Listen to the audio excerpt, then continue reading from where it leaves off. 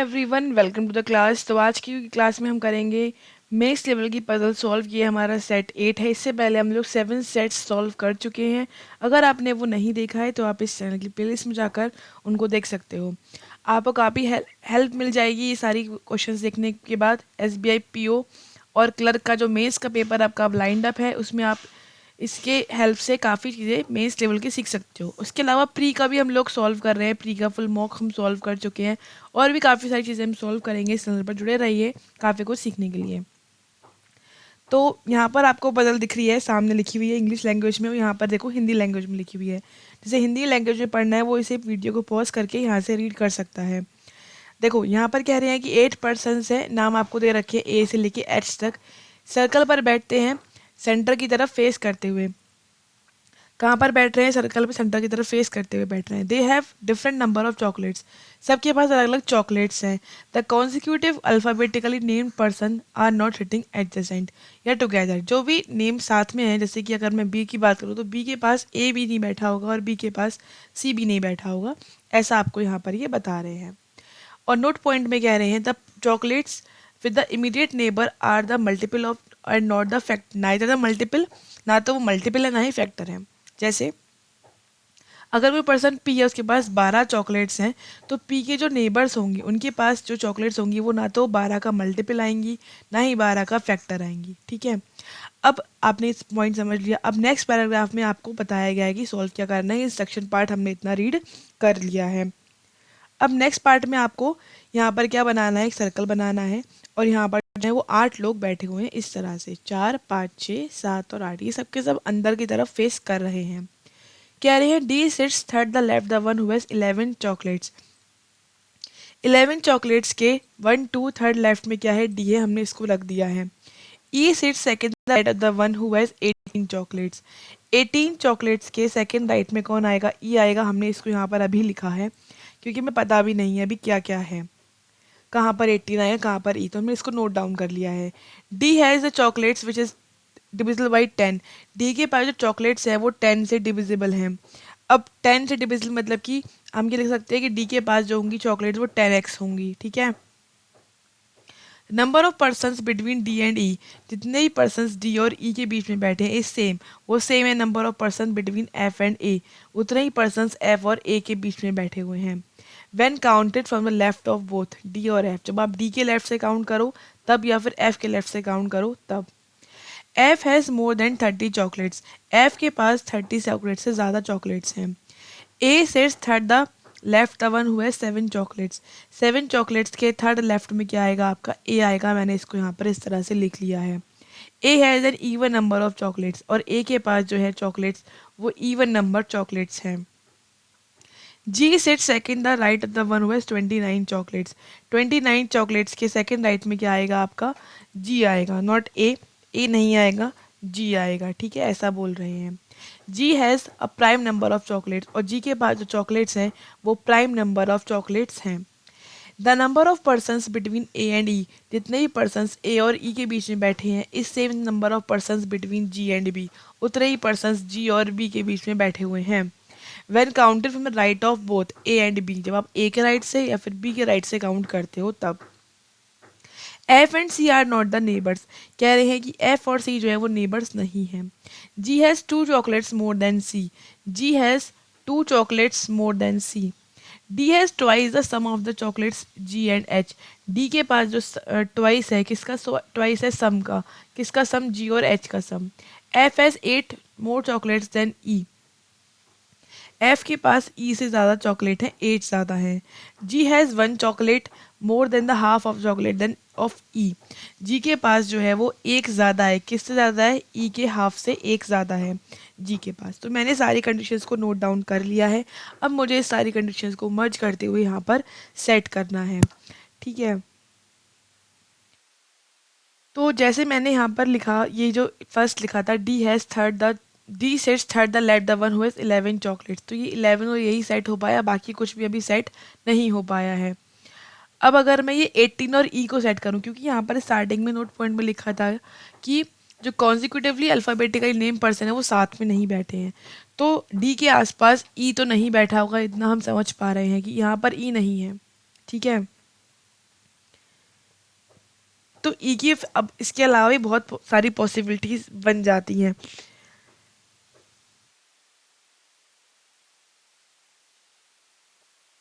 ठीक है, अब अगर ई अगर यहाँ पर होता है तो 18 यहाँ आ जाएगा, लेकिन 18 यहाँ पॉसिबल नहीं क्योंकि यहाँ पर 10 का मल्टीपल आना है। अगर हम 18 यहाँ लेंगे तब भी पॉसिबल नहीं है ई। ठीक है, हम 18 अगर यहाँ पर ले लें तो ई जो है वो यहाँ पर आ सकता है।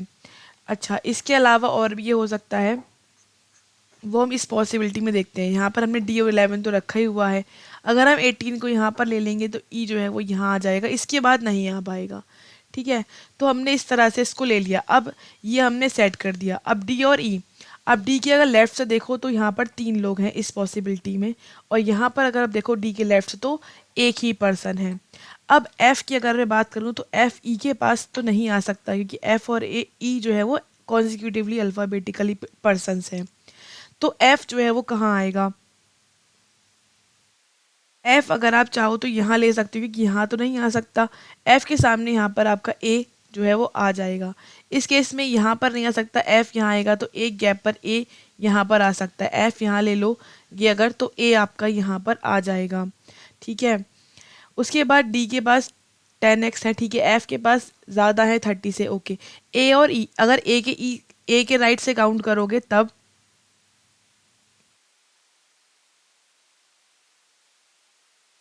यहाँ पर हमने एफ को लिया है ना।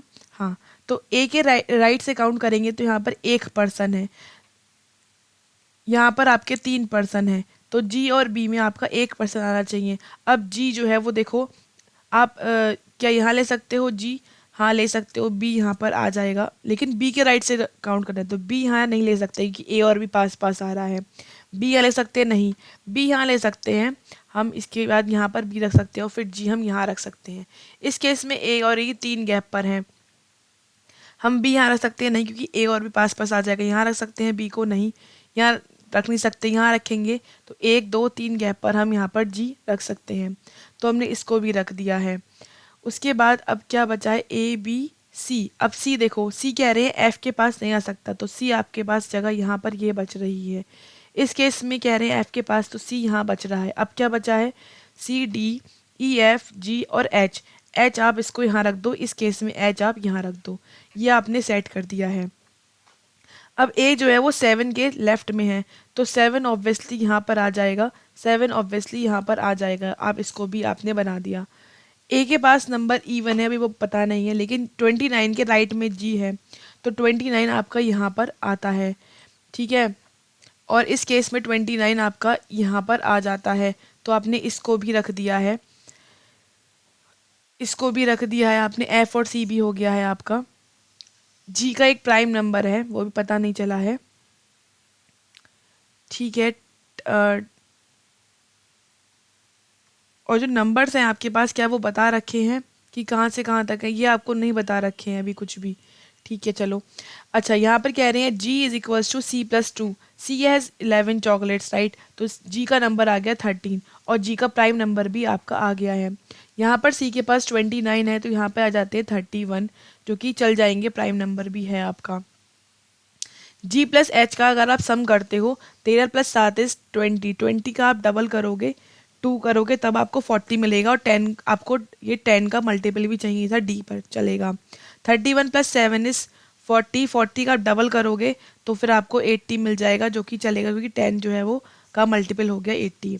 F is equals to E plus 8, ये अभी यहाँ पर लगा सकते हो आप 8 यहाँ पर, तो फिर ये आ जाएगा 10 आपका, तभी ये 10 प्लस 8 इज 18 आएगा।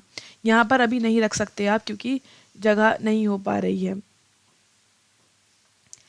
फिर ई का हाफ करोगे, मतलब कि 5 में प्लस 1 करोगे तो 6 आएगा, जो कि जी आना चाहिए, जो कि यहाँ पर नहीं आ रहा, जी 31 आ रहा है, गलत हो जाता है। अब इसकी हेल्प से ई निकाल सकते हो क्योंकि यहाँ पर 13 दे रखा है, is equals to 1 plus E by 2। यहाँ पे करोगे तो 12 आ गया, 12 is equals to E by 2। यहाँ पे मल्टीप्लाई कर देंगे तो ई इज इक्वल्स टू आ जाएगा 24। ई की वैल्यू 24 आ गई, तो ई प्लस 8 आप करोगे तो आपको मिलेगा 32, जो कि एफ़ की वैल्यू आ गई। मतलब ये सारी वैल्यूज़ यहाँ पर सेट हो गई हैं। तो इस तरह से हमारा ये आंसर कंप्लीट यहाँ पर बन जाता है। अगर हम क्वेश्चंस की ओर देखें, आपको 4 क्वेश्चंस यहाँ पर दे रखे हैं। आई थिंक आपको समझ में आ गया होगा कि हमने किस तरह से इसको सॉल्व करा। सिंपल केस था बिल्कुल, हमने इसको पढ़ा और इसको पढ़ने के बाद सारी कंडीशंस को नोट डाउन करते हुए हमने इसमें अरेंज कर दिया है। इस तरह से आप मेंस लेवल के क्वेश्चंस को सॉल्व करते हैं। आई थिंक समझ में आया होगा। और आपको क्या क्या टॉपिक पे पजल्स चाहिए उसके लिए आप कमेंट यहाँ पर कर सकते हैं। क्वेश्चंस देख लेते हैं। कह रहे हैं कि 7 चॉकलेट्स के थर्ड लेफ्ट में कौन है। 7 चॉकलेट्स के थर्ड लेफ्ट में है A18 वाला पर्सन। तो 18 आपको दे रखा है, ऑप्शन ई आप यहाँ पर लगा दोगे। How many persons between D के बीच में और जिसके पास 32 चॉकलेट्स हैं उनके में कितने लोग हैं। अगर आपको डी के लेफ्ट से काउंट करना है तब डी के लेफ्ट से आप 32 पे आओगे तो आपको एक ही पर्सन मिलता है। एक के लिए यहाँ पर आप ऑप्शन डी टिक कर दोगे। If G has one chocolate less than if G has one chocolate less than the half of E/2 -1 तो जी के पास है। Then how many chocolates then E has तो ई के पास कितनी चॉकलेट्स हैं। तो जी के पास नंबर है आपका 13। 13 इज इक्वल्स टू E/2 -1 तो ये +1 यहाँ पे आ जाएगा। 14 इज इक्वल्स टू E/2 तो 2 को आप ऊपर भेजोगे तो 14 × 2 दैट इज इक्वल टू 28 तो आप ऑप्शन यहाँ पर सी टिक कर दोगे। 40 चॉकलेट्स के अपोजिट कौन बैठा है।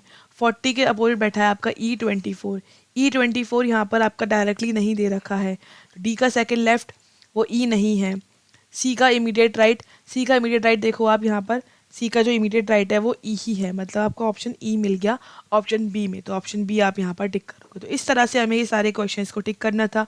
ये आपको पजल सॉल्व करनी थी। एग्जाम में भी अगर ये पजल आती है क्योंकि थोड़ा सा ईजी है, मतलब डिफ़िकल्ट आप नहीं बोलोगे, तो ये मेंस में अगर आएगी तो 4 मार्क्स की आपको वहाँ पर देखने को मिलेगी। ठीक है, तो इस तरह से हमें ये सॉल्व करना होता है। अगर आपको समझ में आया है तो प्लीज़ इसे लाइक करिए।